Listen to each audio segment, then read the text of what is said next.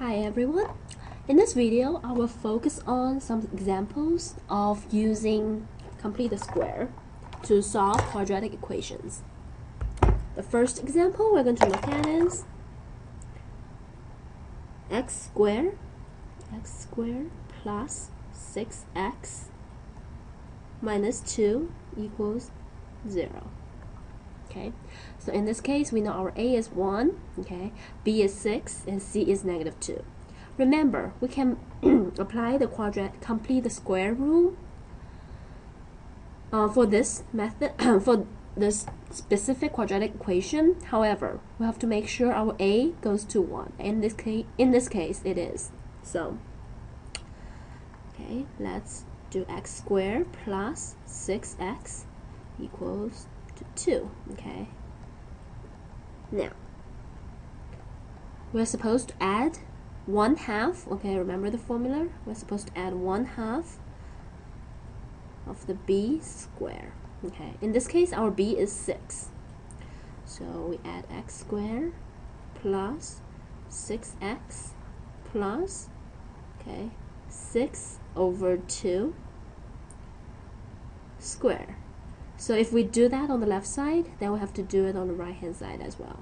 Okay, 6 over 2 square. Okay, I'll erase that so we won't get confused. Okay.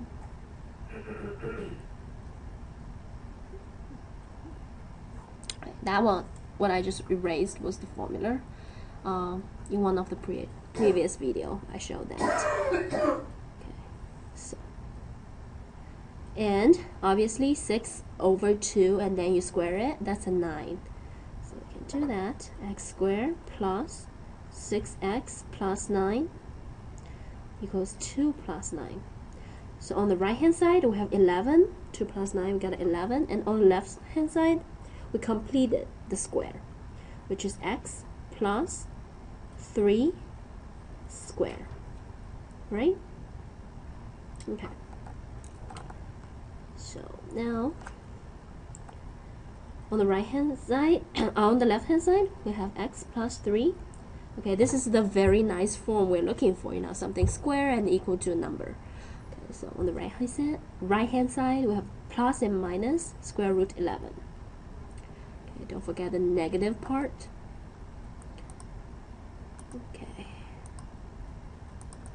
I need more space. Okay, so we found x equals to plus minus square root 11 minus 3. Okay, so basically we have two roots, two answers, okay, for this quadratic equation.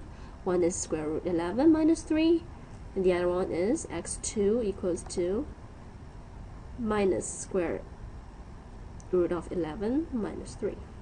Okay, all right. Okay, let's look at another one. In this case, okay, second example. We have 2x squared minus 4x minus 3 equals 0. Okay. In this case, when we try to use the complete square method, okay, we have to be very careful about the coefficients. First, in this case, our a does not equal to 1 in this case, okay? In fact, a equals to 2 in this case. Therefore, we have to make the coefficient in front of x squared goes to 1 first. So we divide by 2, okay, this number, both sides of this equation first. So we have x squared minus 2x minus 3 over 2, okay, and 0 divided by 2 is still 0. Alright? And now we can basically apply that. X squared minus 2x, we'll have this whatever number, okay, to the right hand side of the equation. Okay. And continue. Okay, in this case, our b is negative 2. So what we're supposed to plus is negative 2 over 2, okay, and then we have 2 parentheses and then square it. that basically comes out to be 1. Okay, so on the right hand side we do the same thing. I'll just write, no, it's 1. Okay, so on the left hand side we have x minus 1. Okay, be careful, it's a minus here because we have a negative 2 in the middle term, right? Our b is negative, and that's the difference we have with the first example we did. Okay, square, we'll have 5 over 2. Okay. Excuse me. So now we can have x minus 1 equals plus minus square root 5 over 2. Alright, so our answer came out to be square root 5 over 2 plus 1. Okay. As I said, if you want to make this format look nicer, okay, you can move the square root 2 out of the denominator and rationalize the solution, basically. Okay. It became a 10. Okay, you have to times square root 2 here and plus 1. Okay, this just came out to be square root 10. Okay, so that's the second example we did. Okay, the thing you need to pay attention is right here. Okay, move up a bit. Okay. Here, this is the minus sign, and what determine okay, what is it, plus or minus, is based on this. Is it positive or negative? Okay, the coefficient in front of x. Okay. All right. So let's do one more example. It's very similar. Okay, it takes practice. Okay, then as long as you get this, you can solve any quadratic equation. So don't worry about it if you don't get it the first time. Okay, it just takes practice. X squared plus 8x plus 3 equals 0. So first we move the 3, okay, the constant to the right hand side. Basically we're minus 3 on both sides of the equation. We got a negative 3. And then let's complete the square for the left side. But before we do that, make sure you notice the a, okay, the coefficient in front of x squared goes to 1. So we have to divide by 2 both sides of this equation first. Negative 2. Okay. Here, then let's complete the square. Okay, the terms we are supposed to add on is 4 over 2 and then square. You get a 4. Okay, it comes out to be a 4.